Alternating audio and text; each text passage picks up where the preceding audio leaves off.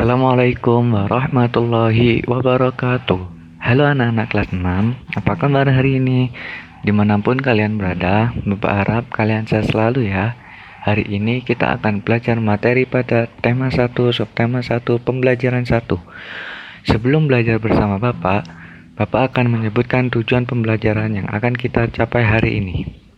Yang pertama, siswa dapat menemukan ide pokok dan informasi penting dalam bacaan, serta menyajikannya dalam bentuk diagram. Yang kedua, siswa dapat mengembangkan ide pokok menjadi tulisan menggunakan bahasa sendiri secara rinci. Yang ketiga, siswa dapat mengidentifikasi perkembangbiakan generatif melalui gambar. Kemudian yang keempat, siswa dapat menemukan persamaan dan perbedaan karakteristik dua negara ASEAN terkait kondisi sosial dan budayanya. Baiklah anak-anak, langsung saja kita masuk ke materinya. Coba kalian perhatikan berbagai tumbuhan yang ada di sekitarmu. Apakah manfaat tumbuhan bagi kehidupan? Untuk menjawab pertanyaan Bapak, silakan lihat gambar tersebut. Dari gambar tersebut dapat disimpulkan bahwa tumbuhan merupakan sumber kehidupan bagi makhluk hidup. Setelah belajar tentang manfaat tumbuhan bagi kehidupan, sekarang kita akan belajar tentang perkembangbiakan tumbuhan. Dan tumbuhan yang akan kita pelajari sekarang adalah tumbuhan jagung. Bagaimana jagung berkembang biak?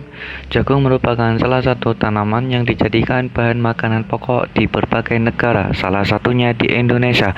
Di Indonesia, penduduk Pulau Madura menjadikan jagung sebagai makanan pokoknya. Jagung merupakan salah satu tanaman penghasil karbohidrat yang sangat diperlukan oleh tubuh. Seorang petani jagung memulai pembiakan tanamannya dengan menanam biji jagung. Setelah 3-4 hari, bakal tanaman akan muncul di permukaan tanah. Tanaman jagung akan terus tumbuh menjadi besar. 3 hingga 3,5 bulan, buah jagung dapat dipanen oleh petani.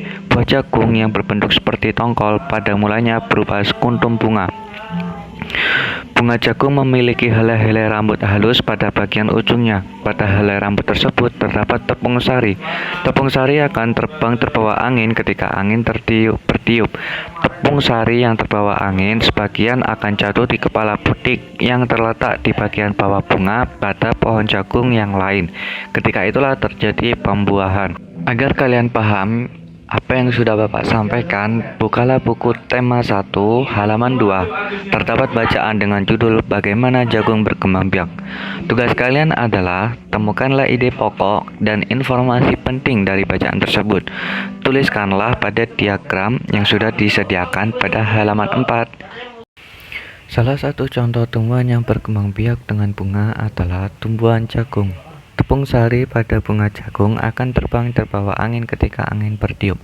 Tepung sari yang terbawa angin sebagian akan jatuh di kepala butik yang terletak di bagian bawah bunga pada pohon jagung yang lain. Ketika itulah terjadi pembuahan. Perkembangbiakan ini dinamakan perkembangbiakan generatif. Tahukah kamu bagaimana proses perkembangan generatif? Amatilah gambar bagian-bagian bunga berikut ini. Perkembangan generatif atau secara kawin terjadi melalui proses penyerbukan dan pembuahan. Perkembangbiakan generatif pada tumbuhan diawali dengan penyerbukan, yaitu melekatnya atau jatuhnya serbuk sari ke kepala butik. Setelah terjadi penyerbukan, pada serbuk sari tumbuh bulu serbuk sari yang menuju ke ruang bakal biji. Kemudian serbuk sari akan masuk ke ruang bakal biji melalui bulu serbuk sari.